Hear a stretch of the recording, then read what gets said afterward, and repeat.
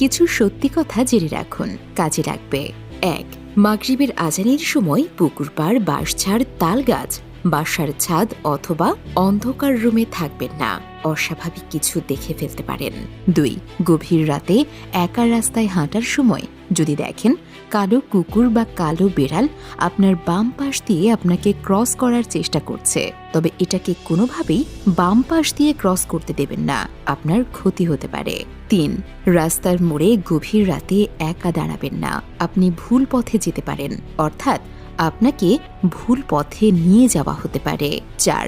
যদি দেখেন বাঁশঝাড়ের কোনো একটা বাঁশ কোনো কারণ ছাড়াই নিচু হয়ে আছে, তবে ওই বাঁশের উপর দিয়ে যাবার চেষ্টা করবেন না, আপনার ক্ষতি হতে পারে। ৫.